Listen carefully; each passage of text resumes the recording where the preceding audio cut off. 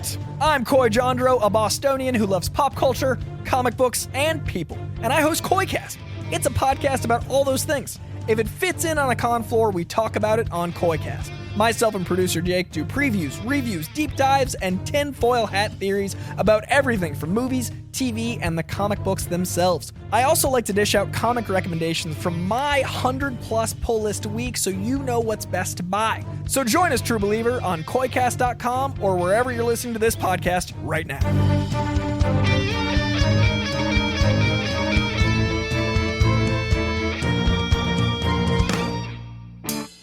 It's the greatest mystery in literary history. A divisive question with highly contested answers. Who was the writer behind the pen name William Shakespeare? Welcome to Don't Quill the Messenger.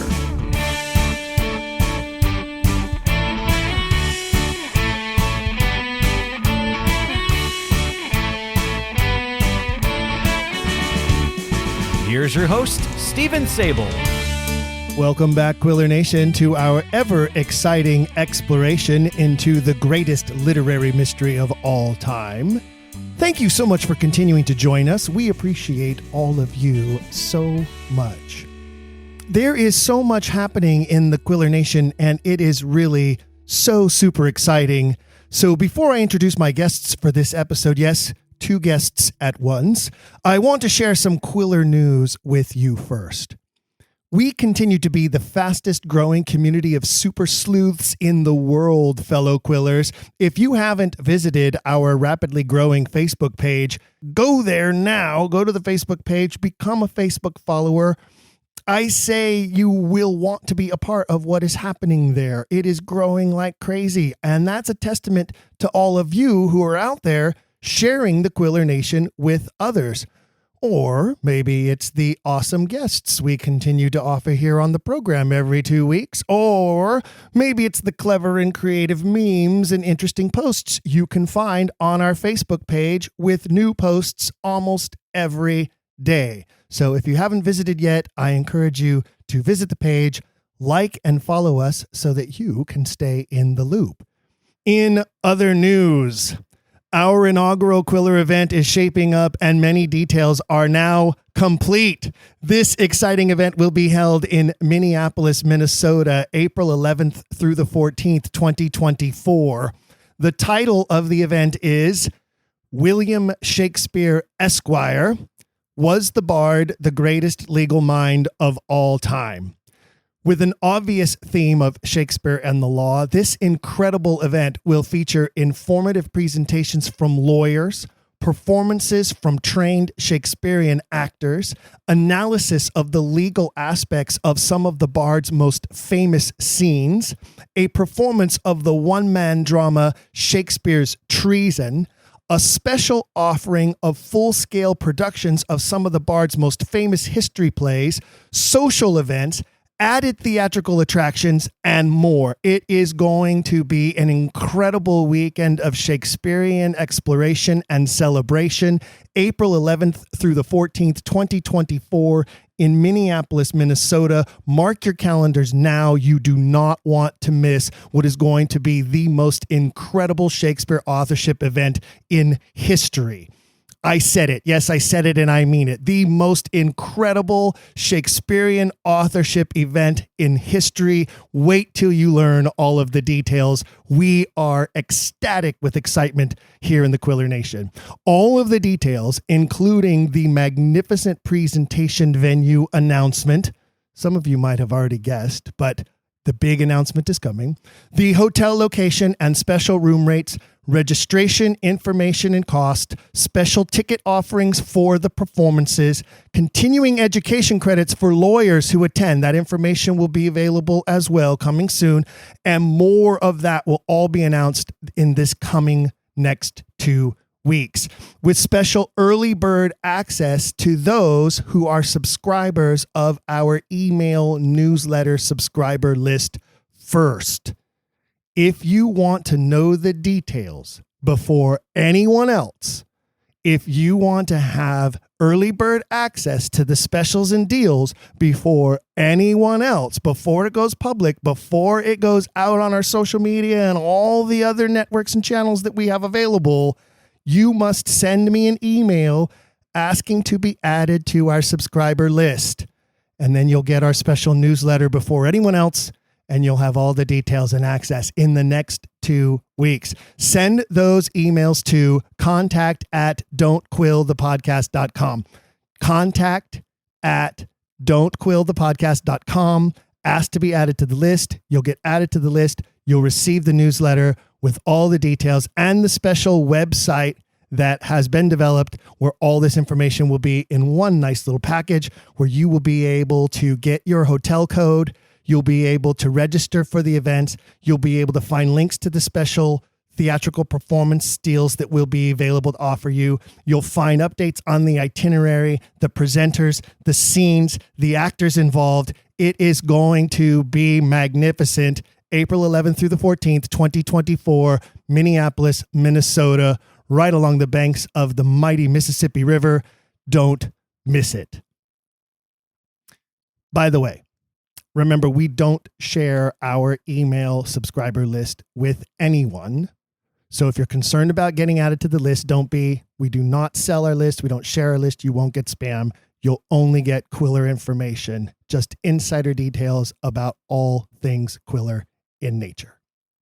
Quiller Nation, my guests for this episode, we have 2 guests for this very special, fantastic theatrical episode. My guests are Laura Moore and Shaul Ezer.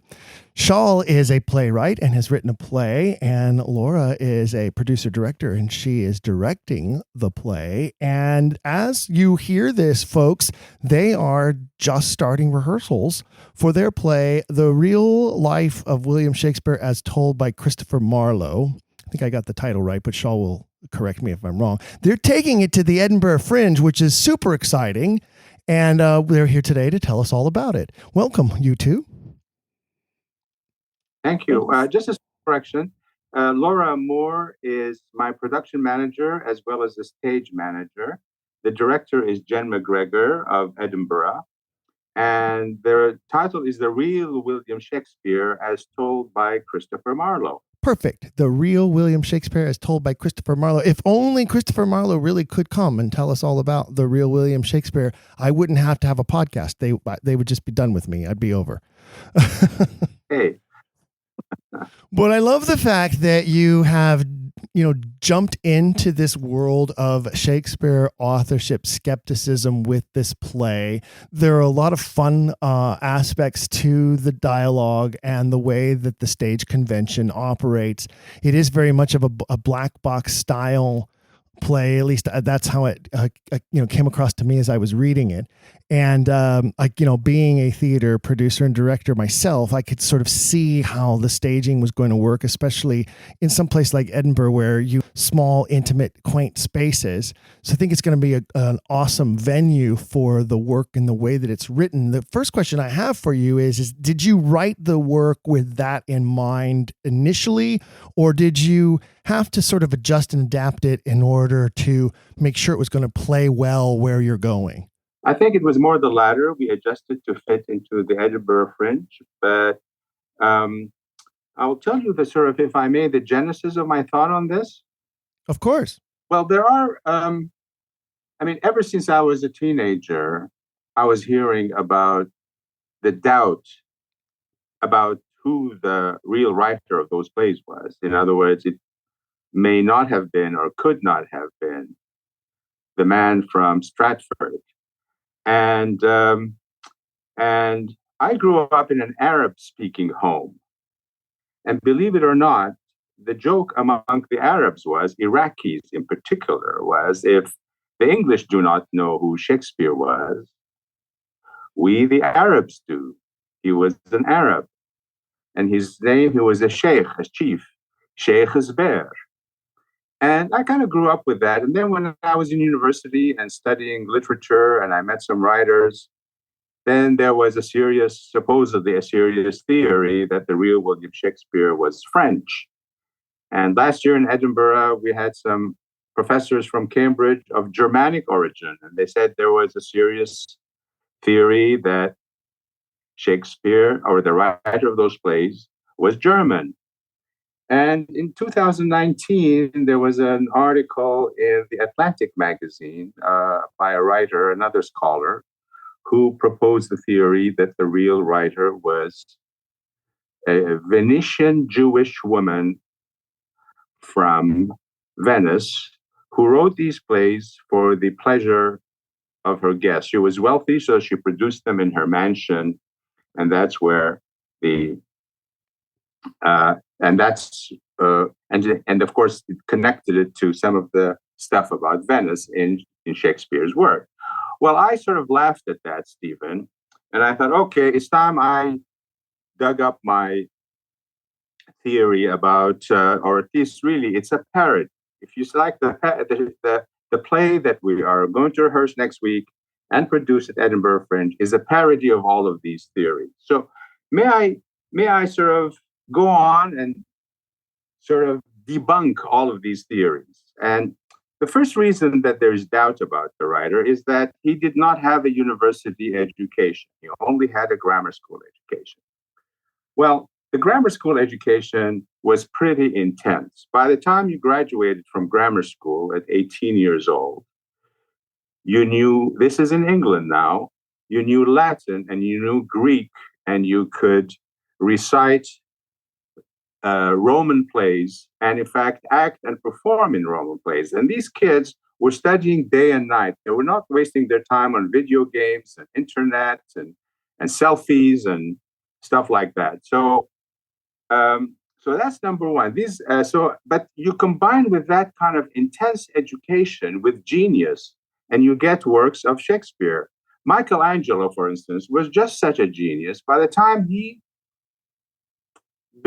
sculpted that famous statue in Florence of David, he was not quite 20 years old. So that's one theory. Okay, so he did not have a good education. Number two is he did not travel. So how could he have known about all of these places? Well, it was all described in the books that he was reading. Number three, how could he have written all of these plays so quickly by himself? Well, he probably did not write it by himself. First of all, he was a very sexy man. At age 18, he got a 26-year-old woman pregnant, and he married her. That was Anne Hathaway. And then he had 3 kids with her. And however, he did not stay in Stratford. He went to London, where what was going on there was what today we would call a startup. And that was called the theater. And the first theater was a copy of the Roman theater. It was called the theater, and he was a partner in it. And think of it, and this was his job. He had 2 other partners. And his job was, hey, William, produce some script for us. So he dug up into the Roman literature, wanted to establish Roman literature, and he wrote the plays. Well, did he write those plays himself? Probably, mostly yes, but he collaborated with many others in London, and all this, more and more people were building theaters there. So it became a real business, much like our high-tech industry today. So suddenly somebody starts to invent something, and all of a sudden you have all of this high-tech startups. And there you had all those theater startups. But what was interesting too is that many of the theater owners also owned the brothels. And so there were a lot of smart, sexy women around in London while Shakespeare was writing. And so this was a business, it was successful, they were making money, and say, hey, William, we need another script. So he was producing plays at the rate of 2 per year. And how did he do it? Well, he was bright, he was well educated, although not at university. He was surrounded by these exciting, sexy, beautiful men, women. So to the extent that, for instance, you would say, well, only a woman could have written these plays because his plays reveal sensitivity towards the rights of women as if it was Gloria Steinman there. Well, how could he have known all this? Well, he did because he studied rhetoric in school. In school, they would teach them and say, okay, I'm going to give you a proposition and you argue the other side. Okay, so I'm going to give you a proposition that okay, all women are of no use at all except for cleaning house and having babies. And so you, William Shakespeare, argue the other side. So they would argue the other side. And so when you see that the proposition that Emilia Bassano must have been the writer of those plays because she was so knowledgeable about women's rights, well, the idea of women's rights is really not new. It did not originate with Gloria Steinman. It's as old as the Bible. If you look at the Old Testament, in chapter 12 of Numbers, in fact, I wrote a novel about that called The Nubian Princess.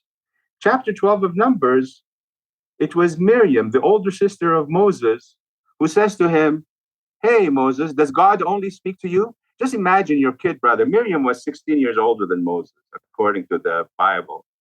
Imagine your kid brother goes out in the desert and he comes back and he says, "Hey, guys, I've been speaking to God and here's what you should do." Well, I mean, his sister is going to say, "Hey, you know what? It's enough already. Does God only speak to you?" What next? In that time, in the Old Testament too, you had women who were judges. Have you heard of Deborah, for instance? Deborah was a judge, well known, and she was highly esteemed. Can I continue? Well, I'll have a couple of questions for you. The first off is, I understand the narrative that you're giving. We've all read that narrative. It exists in probably 1,000 different books where people have written the quote unquote biography of William Stratford of William Shakespeare of Stratford, and the attempts to connect him to the works of William Shakespeare. But there's no proof of any of that. There's no proof he even went to school. There's no list of his name ever registered at a school. There's no curriculum anywhere to be found for what the Stratford School was teaching at the time. There's no proof that he actually had the time to go to school when he worked on a farm with his father, who was raising goats and making gloves. That's a lot of hard work all day from sunrise to sunset. When you have a son, you need him on the farm. You don't need him off at school. So I have a problem with all of that narrative in that, yes, it sounds very romantic and it's a beautiful mythology, but it doesn't actually fit the life of the person who wrote 37 plays, 154 sonnets, and 3 epic poems. I just can't marry those together. And I think that one of the reasons why so many people have decided to look into other possibilities, such as Emilia Bassano, and the article you're talking about was written by a wonderful journalist named Elizabeth Winkler, who has a recent book out. She's been a guest of the program, and her book is crushing it across the globe right now because it points out that this, Stratfordian mythology is, as you said, a giant industry, and it has made a lot of people a lot of money, and they have an interest in maintaining that mythology in order to continue to make that money. But I think what's fun about what you've done is you've written a play that actually touches on one theory, that is that Christopher Marlowe was actually involved in the works of Shakespeare. And then you've entered a new theory that I've never heard of that I think is also very amusing, and that you touched on as being something that you were raised with, and that is that Shakespeare was actually Arab. And you're right, every culture has tried to claim Shakespeare. The Nazis tried to claim Shakespeare, for that matter, when Hitler was in power. Everyone wants to own Shakespeare, and most especially the people who live in Warwickshire, England, I assume. But so those are some of my issues that I have with this whole narrative, and I think it's those reasons, those giant gaping holes in the narrative, that cause so much speculation into so many other potential writers. Yeah, actually. Oops, sorry, Shaul. Sorry, Shaul. This is Laura. I'm just going to jump in and just say that it was interesting what you were saying earlier, Stephen, about how there's so much of the Shakespeare story that there's simply not a lot of hard, concrete proof. And we actually, in our play, have a lot of fun with that. And that's actually one of the things I really enjoy about the script, because Shaul and I, we talked about this a lot as we were developing this play and developing the script over many, many iterations. I think, Shaul, correct me if I'm wrong, I think we're up to version 15 at this point in terms of the number of drafts that we went through over the years. And as Shaul mentioned earlier, that we were kind of producing a bit of a parody about all of the different theories at the same time as producing our own, I hesitate to say theory because that's quite a strong word, but just putting forth our idea of what may have happened all those years ago. And we definitely do play with the idea that there is no proof for a lot of these things that we are saying, and we have characters who outright state in the play, you realize that there's no proof for what you're saying. And quite often it's Christopher Marlowe going, yeah, but why let the truth get in the way of a good story? And we really like to have fun with that throughout the script and kind of imagining where we do have concrete proof, but all of the gaping holes that you mentioned, Stephen, and how we can fill that in with a new idea that, to our knowledge, no one's ever put forward the idea that we are putting forward, and the creative ways that we're filling in the holes there. The big question that I have after reading the play, that like the first thing that came to mind, and I love the fact that you have Marlowe mention multiple times that all these details he's providing about his life cannot be proven and cannot be established. The spying and the travels to Arab countries, the working with the Moroccan prince. But there are aspects, one of the things that's beautiful about historical fiction is yes, you have this layer of fiction on top of a layer of great detail. You include some wonderful details, for instance, talking about Francis Walsingham and how important, what a spy master he was. And that's all a verifiable fact.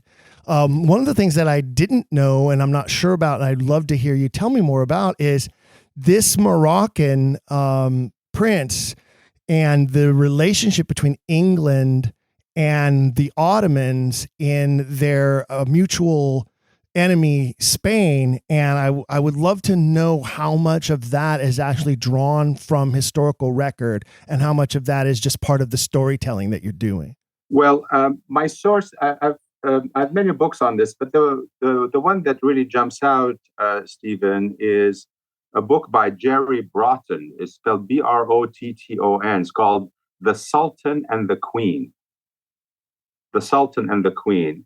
And that is, according to that book, Elizabeth I forms an alliance with Morocco. And the Moroccan ambassador, Ahmed Belkacem, a character in our play, shows up in London in state with a lot of flourish in order to enhance relations between England and Morocco. And there is some speculation that I read somewhere that he arrived in London at the same time that Marlowe's play, Tamerlane the Great, opened.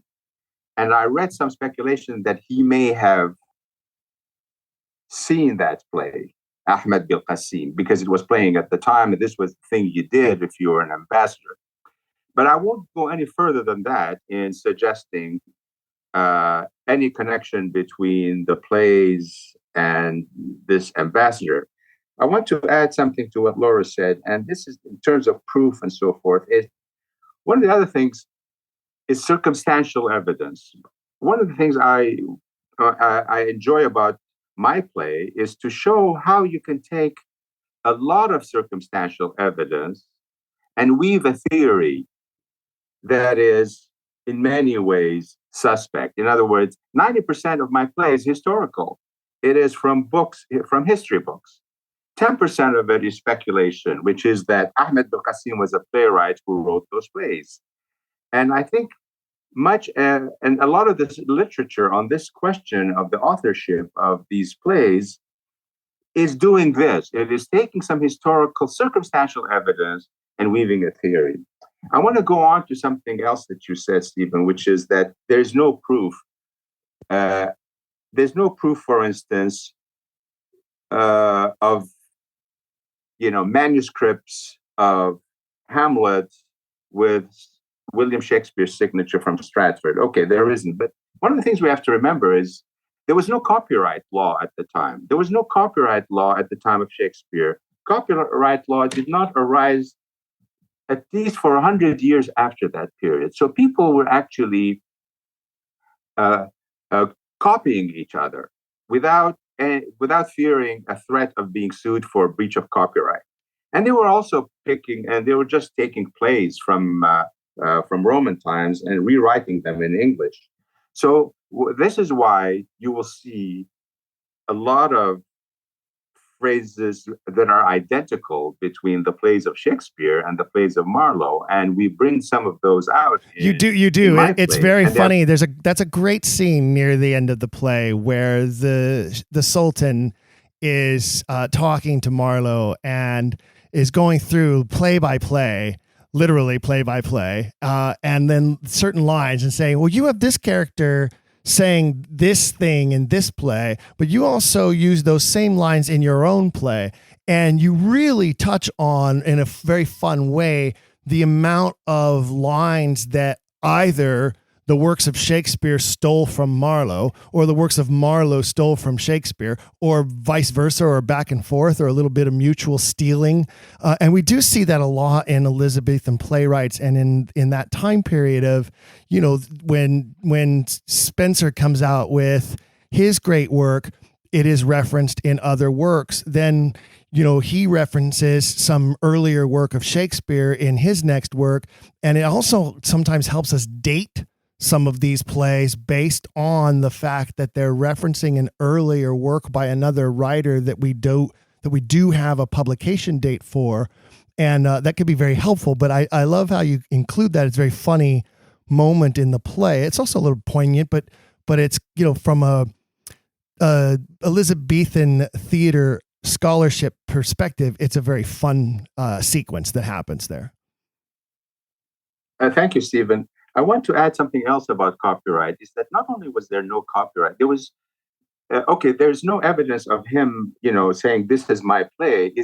There was no money in it. There was no money in copyright. So he was not concerned about someone printing 1,000 copies of Hamlet and selling it. The money was in theater. The money was in attendance in a show.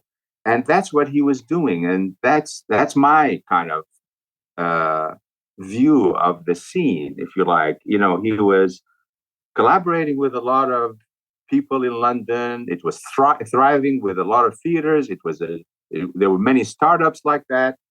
And he had to produce 2 plays a year because they were making money at it.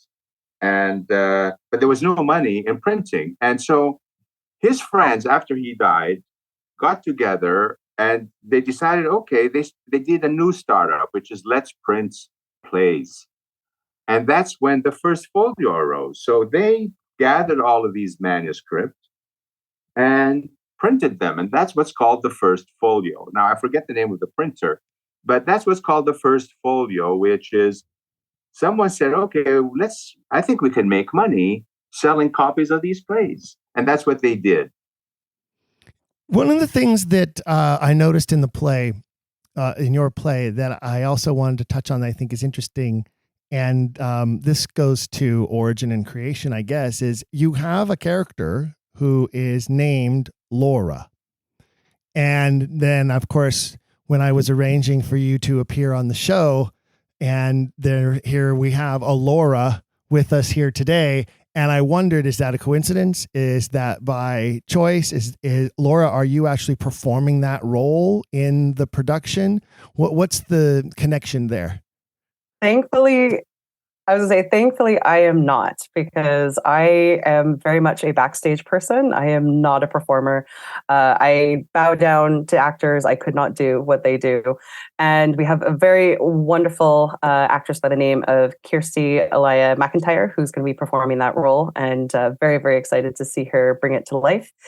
But that is not a coincidence. That was on purpose. This was actually part of the many, many drafts that we went through over the development of this play. And the main thing that we tried to find, that we actually struggled to find over this process, was finding a framing device to tell the story. Because Shawl first called me up. It was actually the spring of 2020 when everyone was in lockdown and in desperate need of some good news. And Shaw called me up and said, I have an idea for a new play. And he gave me the basic outline of the theory that he had, the idea he had with this Moroccan diplomat and how it related to Shakespeare. And I loved it immediately and said, great, let's work on it. And we started going through various different drafts and doing various readings, mostly on Zoom at the time, because of course we couldn't gather. And even though we had a good story, I think, like a very solid idea and a solid new theory for the Shakespeare authorship debate, we couldn't quite find the right framing of it. And it wasn't until a couple of years later and many, many drafts later that we came up with this idea of telling it from the present day through the eyes of a very stressed and harried and frazzled grad student. And one day I had this image of a grad student sitting at a desk in a modern library in modern dress, probably very sleep deprived and in desperate need of another coffee, and having the ghost, if you will, the figure of Christopher Marlowe, full Elizabethan dress, sitting on the desk beside her going, I know the real story. And her saying, please leave me alone. I have work to do. And he goes, no, but just ask me. I can tell you. You're not going to find the answer in those books. Just let me tell you. And her saying, no, you're a hallucination. I clearly need more sleep. Just go away. And I thought it was an interesting idea, but I wasn't quite sure if Shaul would go for it.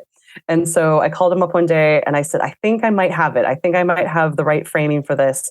What do you think? And I pitched him this idea and he thought about it for a second. And then he just responded, I love it. And let's do it on one condition. The grad student has to be named Laura. That's a great story. I love that story. I capitulated and I said, okay, fair enough. The grad student will be named Laura. And that is how it is in the script to this day. Yeah, if I can thank you. Laura basically explained it, but from my perspective, there's one more thing I want to add. Is an earlier version, a lot of the historical exposition in the play was with Marlowe speaking. And that became very boring when we were doing some readings. So it was just Marlowe talking. People found that very monotonous. So this was the problem. So it was Laura who came up with the idea of introducing this modern character who would talk to Christopher Marlowe, and through that conversation, do the historical exposition. So it was because it was Laura's idea to introduce this character. I gave her the only order I ever gave to Laura, which is to say, we got to call her Laura. Well, and then she sort of... That's true. That's the one time you've given me an ultimatum. She sort of becomes the utilitarian character of the play too. And I love the way you used that stage convention as opposed to, you introduce these new characters throughout, but she plays them all. And I really like that aspect of it. And I think it's fun the way that, Marlowe's pulling out these different hats and putting them on Laura's head and saying, now you're this guy, and now you're going to be this guy, and now you're going to be this guy. And you're going to reenact these moments from my life with me as these important characters in my life. And I think that plays extremely well. I think it's going to serve you really well in your production when you do it in Edinburgh. But I'm curious about the development of that aspect of it, Shaul, from a writer's perspective. Did you ponder introducing 4 or 5 different characters? Did they sort of just pop in on their own and sort of talk to you? Like, how did that evolve as part of the convention of the play? Well, Stephen, I always like to say 50% of the joy that you see in a good play on stage is the script. The other 50% is what the director and the actors do with it. I envisaged actually 5 actors in this play. And it was Jen McGregor, our director, who said, no, I can do this with 3. And she is the one, correct me if I'm wrong, Laura, who said, the way we're going to do it is we're going to have one actor play multiple characters. And this is the talent of Jen McGregor. Yeah, I have to say all credit to where credit is due. This was 100% Jen's idea. She actually came to me and said, to back up just a bit, we had actually last summer in Edinburgh, during the Fringe last year, we had done a reading of this play just to actually finally see it in a room with actors, not over Zoom. And we had a wonderful group of 5 actors playing the 5 different parts. And it was great. It was wonderful. They were very talented. But looking ahead to producing it at the Fringe this year, it was Jen who came to me and said, I have an idea, and you might think it might be a bit radical, but hear me out. And she proposed this idea of having Laura play all the other characters as Marlowe is telling this story. And I immediately liked it. Shaul did as well. And we said, yes, let's go with that. And we reworked the script a bit just to encompass this. And by this point, we already knew some of our cast. And in particular, we knew that the actor who's going to be playing Marlowe is a wonderful actor by the name of Nicholas Thorne. And he actually comes from an improv background and has worked with improv troupes a lot. And so when we were reworking this, we actually had that in mind. And Stephen, I don't know if you remember, but there is a couple of points in the script where all of a sudden Marlowe realizes that he needs Laura to be more than one character. And so he Yes. actually goes and uses an audience member and basically goes and says, all right, you're going to do this. You don't worry. You don't have any lines. I did. I laughed out loud at that moment. And the way he plays up to, like, you know, because he's so flippant, you know, the way that you have written Marlowe, I think probably is based on what we do know of him historically. It's probably pretty accurate. He's just so flippant and in your face about his positions on everything, including when he's like, oh, wait, okay, never mind. You're going to wear this hat now. You don't need any lines. Just sit there and look pretty. And I thought, so now is the director going to give the direction that that has to be a male audience member, has to be a female audience member? Is it going to matter what the audience member is, or who is it? Is it whoever's sitting in chair number 3? Like, how do you envision that's going to play out? Well, I'm not sure what, I don't want to speak for Jen. She is a brilliant director, and I'm sure she has some thoughts on this. But I'm just hoping that, again, given our actor's improv background and his skill there, I'm really hoping that he'll be able to just find whoever might be the most game, whether that's man or woman, whoever it is, seat number 1, seat number 30. I hope he just is able to find someone who's just going to have fun with it. And we have 15 shows altogether during our run, and I'm very much looking forward to that moment and seeing the 15 different ways that that's going to play out. And I think it's going to be a lot of fun. And then it's a lot of fun because I also Christopher Marlowe for that. He's really would have thrived in our century. You know, he was atheist, he was gay, and he wanted to print his own currency, which is what a lot of people are doing with Bitcoin these days. I did not want to put Bitcoin in the play. I thought this was to be too excessive, but that's basically foreshadowing the 21st century when he said, I have as much right to print coins as the Queen. Yeah, and he gets I believe Watson chides him for saying something like that so boldly to Francis Walsingham at that point. And I found that to be a fun little historical point to throw in there, because he got arrested for counterfeiting. And you know, just that's a crazy story when you think about this guy who, you know, lives such a crazy flamboyant lifestyle and you know, ends up dying with a dagger in the eye, according to the historical record. How do you feel about that? You open the play that way. No, I'm sorry, spoiler alerts for audience members who may end up in Scotland to see the show. But you open the play with him describing, you know, the circumstances of his death. On a personal note, how do you feel about that? Do you believe that he did die that way, or that was a sort of a staged murder and he went back into secret operation as part of the spy network? How do you feel about that aspect of it? It's not anywhere really addressed in the play, but just out of curiosity. Well, I think, you know, let's remember it was a very brutal age. You know, I mean, people were being burnt at the stake if they were in not in the right Christian denomination. So he was a troublemaker at many levels. Okay, so he was atheist, he was gay, he was open about it. He would say things like Jesus was having sex with John the Baptist, basically, and he was printing coins. And he was an embarrassment. I suspect, too, that he was involved in the spy network to frame Mary, Queen of Scots. And he probably would be the kind of person who would, you know, threaten to expose all of that. So he was a danger he was like a danger to the stability of the state. He could give away a lot of stuff because he was so anarchist. And he was risking his life even before he was doing serious spy work by writing stuff that is a criminal offense, you know. And so they had all kinds of reasons to get rid of him.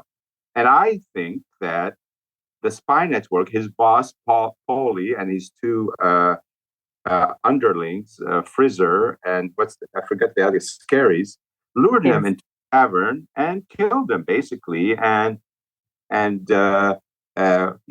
it's not believable that they would do this over a bar bill. I mean, these people had a lot of money. They worked for the spy network. Paulie was a kind of guy who pretended that he was in the Tower of London in prison because he was Catholic, but he could walk in and out of the Tower of London because this was all fake. This is all to make the Catholics think that he was on their side. So your position would be that as soon as Marlowe had outlived his usefulness, now he was too much of a threat. He knew too much. He was the man who knew too much. And that made him a very dangerous character to have out there walking around. Exactly. And it was interesting in the process of creating the script, we debated a lot about how we wanted to address the death, because as you say, we do open with it. And it is a very dramatic moment and a very dramatic restaging of that. And Marlowe comes out of it very, again, I'm maybe overusing the word dramatic too much, but very dramatically says, like, this is how I die. And then we do spend the rest of the play in a way kind of interrogating that, because he keeps claiming that he was killed for his words and he was killed for being a playwright. And finally, it's actually Laura that points out to him, that goes, are you sure that's it? Or is it that you became a liability with everything you were threatening to expose, all of your work in the spy network? Aren't you don't you think that might have had something to do with it? And kind of makes himself reevaluate how he sees that scene.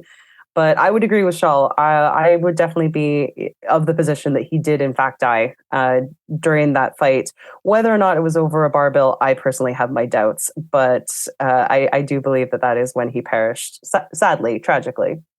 So a staged assassination, basically. Yeah, yes, exactly. I think it's interesting that, we there's another fun moment in the play where here's Laura, and she's been Watson, the roommate. She's been Walsingham. She's been all these different characters. And we finally now meet who I would say is, the real principal character with regards to the theory in the play of this Moroccan sultan who was a playwright who wanted his works translated into English and conscripts Marlowe to do so. And I think it's fun. It's a fun moment when Laura's like, well, where's my hat for that? And he's like, no, you're great at all these little roles, but you don't get to play him. And that's when we finally meet this third actor on the stage. And I was surprised by it at first, because I thought, okay, this is a 2-person play. And then, it's about halfway through before suddenly we get to meet another actor coming in. And I'm assuming you must have somebody of Arab descent to play this role, because I can't imagine it could be done any other way. Yeah, we have a wonderful actor actually from a little town just outside of Glasgow. And his name's Adam Bush, and he is absolutely fabulous. And we're very, very excited to have him on board. And it's interesting that you point that out about how there is that moment where Laura's going, okay, I'm ready for my next hat, ready to embody that next character. And Jen and I actually talked a lot about the casting and the different roles and how that was going to play out. And it was Jen's belief that anyone who was in some way going to metaphorically hold the pen of Shakespeare, whether it is Marlowe or Bilquezine, this Moroccan diplomat, they get their own actor, they get their own character, and that is where the third actor comes in. And again, Adam's wonderful, and he is going to be fantastic in this role. One of the things that I keep hearing throughout the discussion is the amount of collaboration involved between all of you, from Shaw's first inception and the muse that struck him to initiate the project, the amount of work that the two of you have done together, Shaw and Laura, then Jen coming on board, and the amount of suggestions and things that she has sort of brought to the table, and now the different actors who you mentioned, one who has some great improv work involved. And what I'm getting a sense of is sort of touches on what Shaw was saying earlier about whoever wrote the plays of Shakespeare, obviously must have had to go through this same type of collaborative process with his fellow artists, the way that you all have worked together. And yes, it's Shaw's name on the play as the playwright, but what I'm hearing a lot of is the amount of contributions that each mind sort of brought to the table through the workshopping process. Oh, hey, what if we did this here? Or how about if we do that right there? Okay, go back to the drawing board, rewrite that scene, change this stage direction, fix this stage convention. Okay, now we're in our 15th version. And you have to wonder if that wasn't as true then as it is now, with regards to how a play finally makes it to the stage. Oh, absolutely. Yeah, that's one of the things that I love about working in theater. And again, I'm a very backstage person. I love to do production management, stage management, but I love the creativity that comes with that. And a lot of people tend to think that, even if you're in a backstage role, it's just very technical. And the truth of the matter is that every part of theater, every role in theater is very, very collaborative, very, very creative. And this production has definitely been no exception. As you say, Shaw, he was the one who came up with this idea and first pitched it to me. But since then, we've had input from over a dozen different actors, because as I said, we've done multiple readings, multiple stagings, whether in person or in Zoom. So we've had over a dozen actors give their input on it. We've had multiple directors read the scripts and give their feedback and give their ideas. And that's one of the wonderful things about working with Shaw, is that he's very, very open to collaboration and suggestions, and just kind of bouncing ideas back and forth, and having brainstorming sessions to figure out how we can make the script the best it can be, because at the end of the day, that's what we all want. We actually have quite a large team working on this, and I coincidentally earlier today actually had our big kickoff welcome call for everyone to join us on Zoom before we get into the rehearsal hall next week.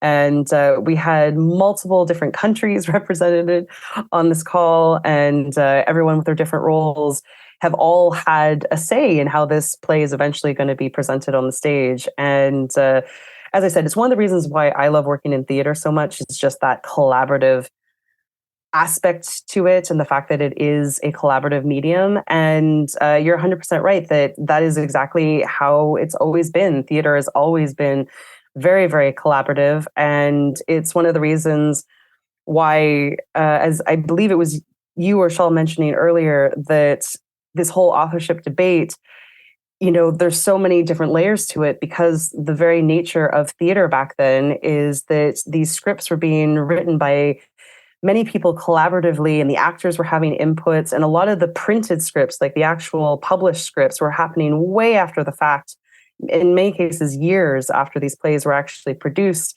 And so it was going off of people's memories of, okay, well, I think I said this here, and I think I exited stage left there. And this is exactly what happens today. Like I've been in part of productions that we have done revivals many years after the original production was produced, and we all get together, all the tech team and all the actors and the director, all together in a room, and go, okay, so does everyone remember what we did last time? And where did you exit? And what did you say here? And how did you say that line? And of course, today we do have the technology of being able to record performances now, so you can have these archival records that you can go back and use as references. But again, I've been in many a rehearsal hall in my career where it's just a group of creatives in a room together going, all right, so does anyone remember exactly how we did this? And you always find new things that way. And it's just a wonderful, wonderful process, and it's the way that theater has been made for hundreds of years. So, Shaul, in that process, you mentioned that you put your foot down and you said, okay, if we're going with this character structure, then her name is going to be Laura. Were there any other moments in this collaborative process where you said, okay, I loved all of the input from all of you, and thank you so much, but it's my play, and right here, I am not changing this, or right here, it is going to be this way. How much of the process did you ever step in and say, okay, this is my play though, and here's where I'm going to draw a line? I don't think I've done that because, as I said, I respect what Laura and Jen and the other talented people bring to this. I reiterate, which is 50% of the joy that you see on stage is the script. The other 50% is what people like Laura and the director and the actors bring to it. And the other thing I want to point out is there are modern American plays which are published, and there are 3 or 4 versions of them. I'm not sure which one exactly. I mean, it slips my mind, but it could be The Streetcar Named Desire by Tennessee Williams or some other play in that kind of time frame. And you'll find in these very successful and famous plays where there are 3 versions of them being published. And this sort of is evidence of this changing collaborative process where someone comes up with an idea and they change it. And a new production is not identical to a production of a few years before. Yeah, it's one of the wonderful things about theater, the fact that, when you have a movie or a television show, you film it, and then, I mean, unless you're George Lucas, like that's it. And it just, that's the film that you have, and it doesn't really change over the years. But a theater performance, even within the same run, it's different every single night, depending on just the way an actor delivers a line one night versus the next. And it's a wonderfully, I'm trying to think of the word. It's slipping my mind at the moment, but ephemeral? I'm not sure if that's the right word, but it's just a wonderful medium in that way that every single night it's a brand new thing, and you never really know what's going to happen because it's happening live in front of you. Well, the beauty of all performance art, I think, is that you have performer and audience sharing a mutual experience at the exact same time. And you don't have that with film. Oh, and you don't have that absolutely. With visual arts like oil paintings or sculptures, or, it can only happen through performance art. And it's true, I think, and any performance artist that I know will tell you that different audiences give off a different energy, and you sort of feed off of that energy. Most theater artists will tell you Sunday matinee crowds are so different from Friday night crowds, which are even different from Saturday night crowds. And we all have our theories about which performances we would prefer to do. There are some of us who would prefer never to have to do a Sunday matinee again, except that P.S. they sell out because those are your patrons and that's part of your bread and butter. So, it is a very fluid form of art based on the connections that are happening between the human beings involved, both on the stage and in the seats.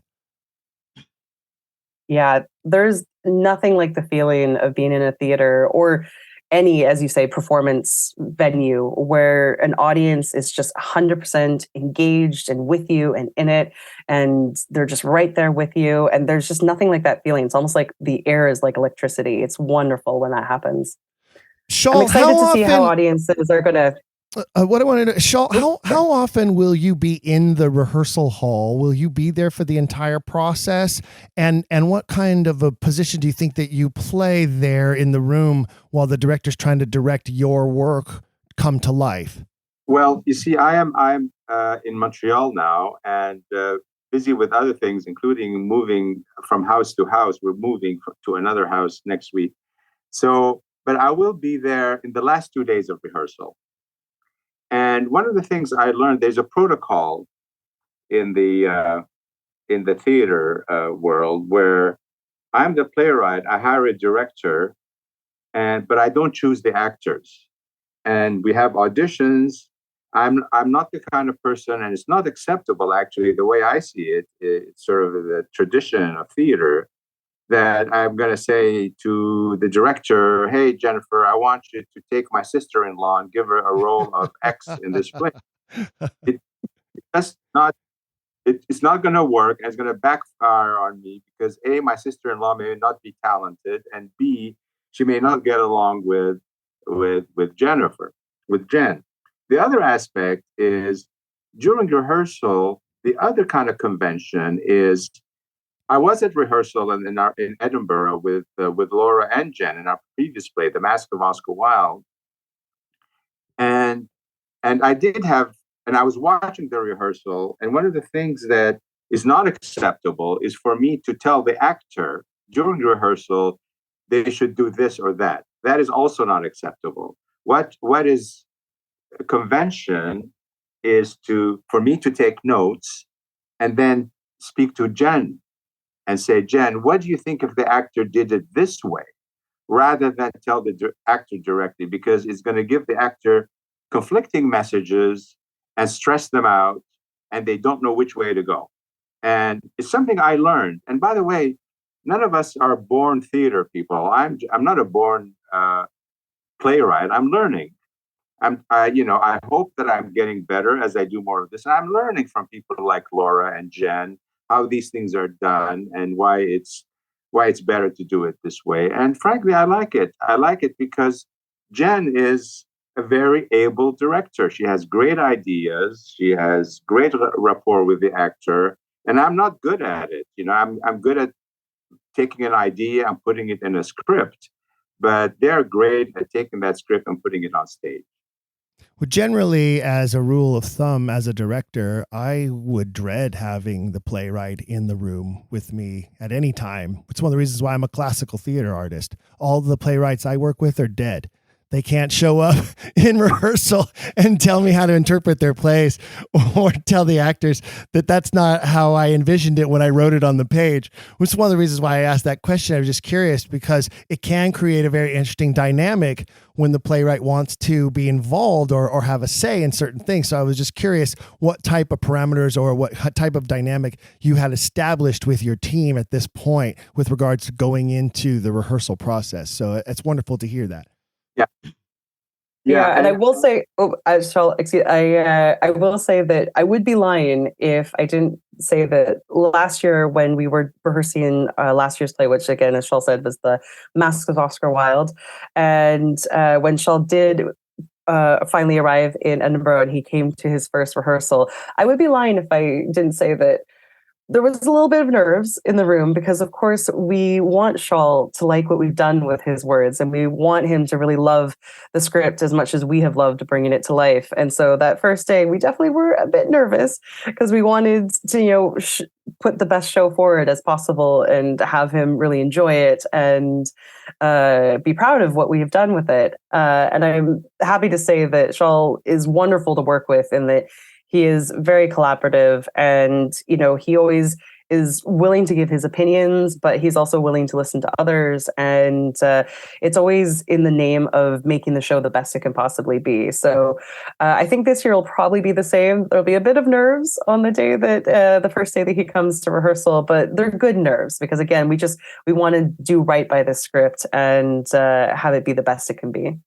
After all this work and this process, you must be so super excited to finally be beginning the rehearsal process and to have your venue selected and your dates dialed in. And so congratulations and hats off to you, of course, for that. And it sounds like you had something else you wanted to add. I was just about to ask, is there anything else that my listeners need to know before we wrap up the episode?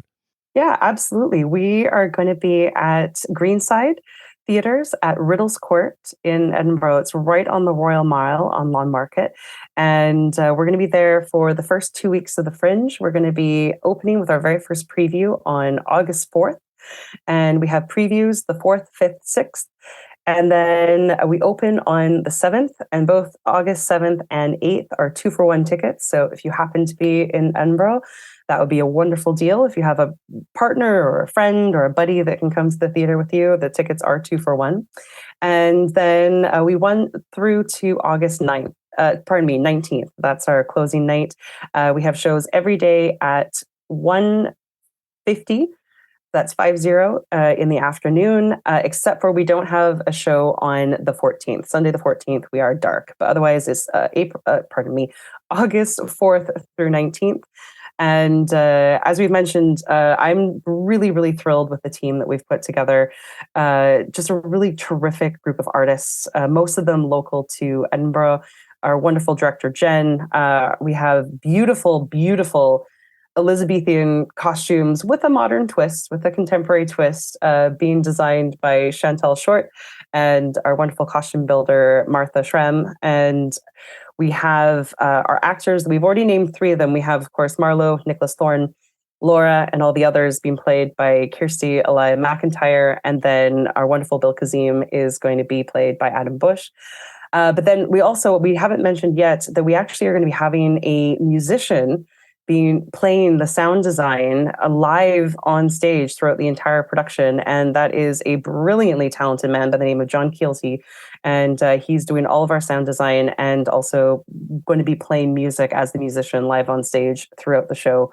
So just a wonderful, wonderful team. And I personally, there's nothing I love more than being in a rehearsal room with a group of artists creating a show from scratch. Getting to do a show like this and a script like this, that this is going to be the world premiere at the Edinburgh Fringe Festival. It's the first time we're ever doing this anywhere.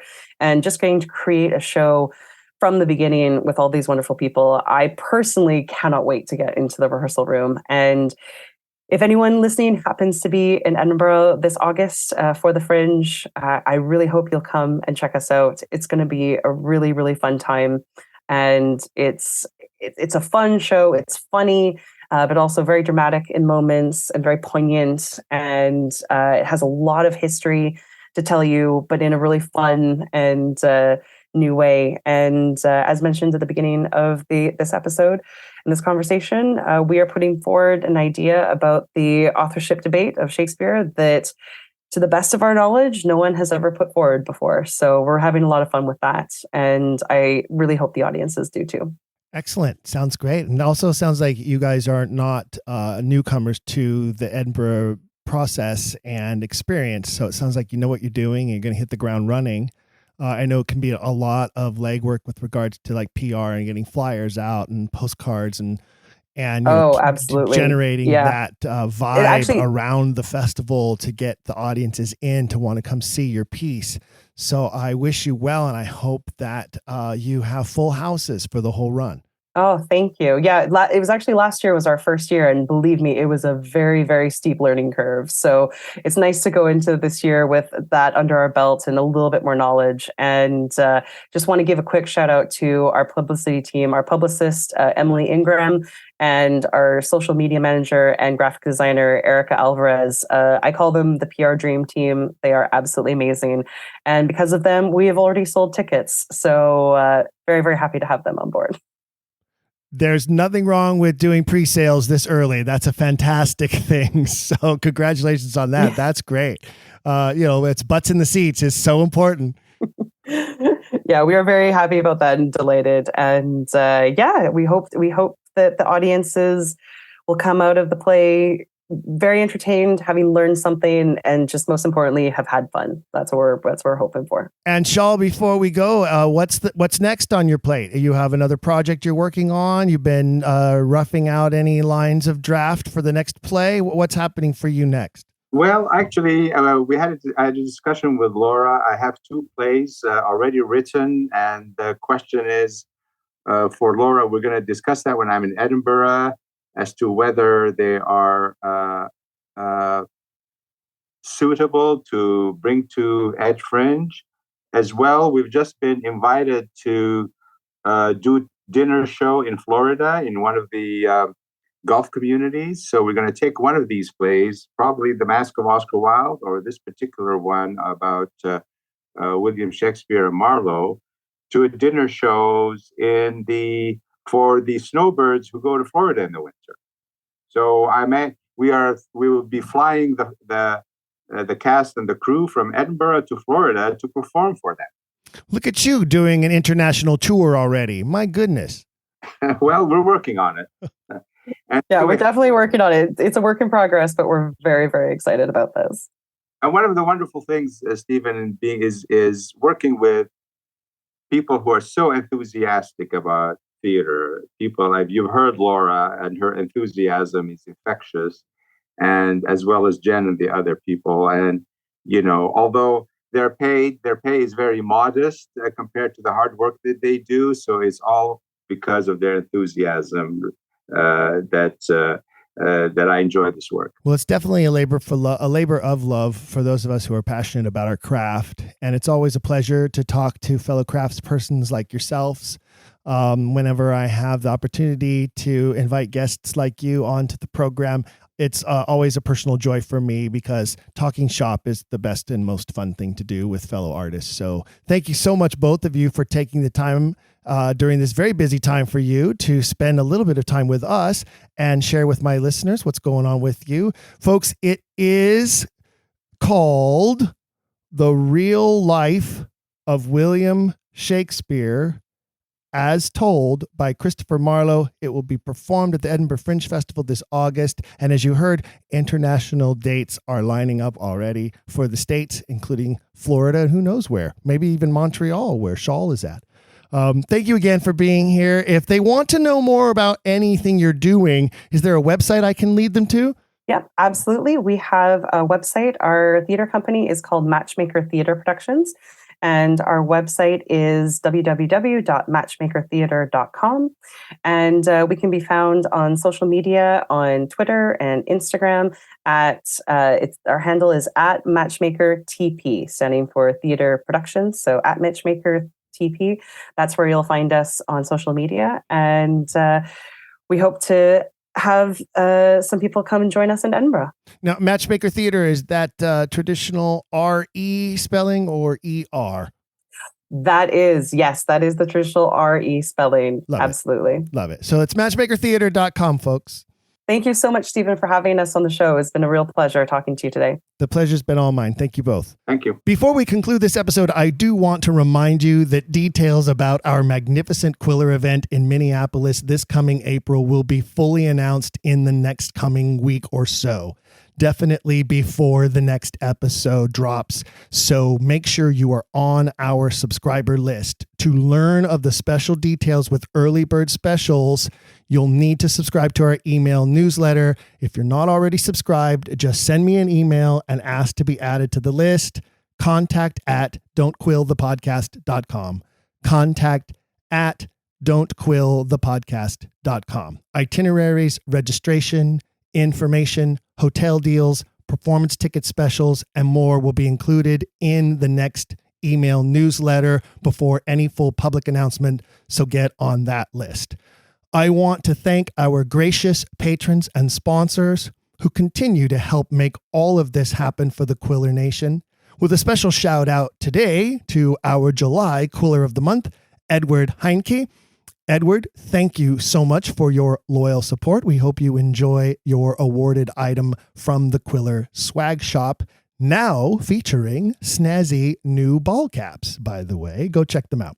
Don't forget that by becoming a Patreon patron at the Serial Quiller level or above is the only way to qualify for the Quiller of the Month drawing. But it's not only that. You also get that knowledge that you're helping support the program and keeping it going for the Quiller Nation and for all of those involved. You also gain access to our growing library of bonus feature episodes. This month's bonus was, say that 5 times fast.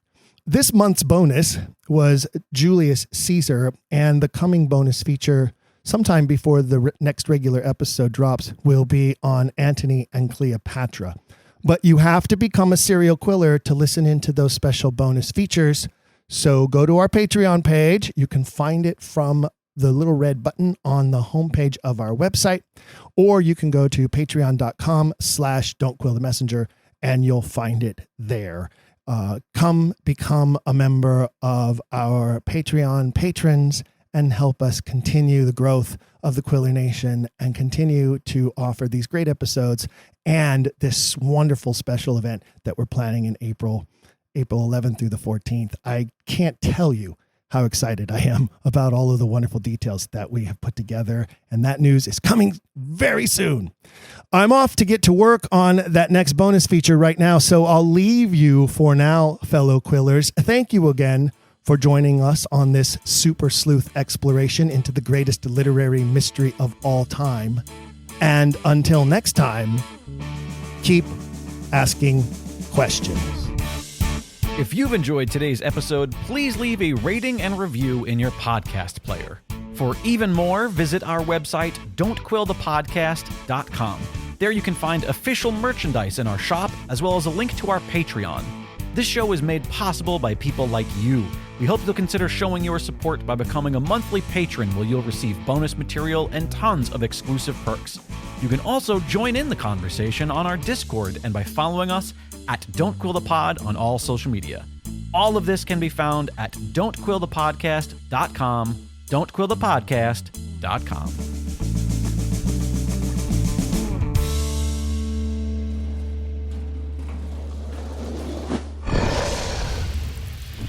Dragon Wagon.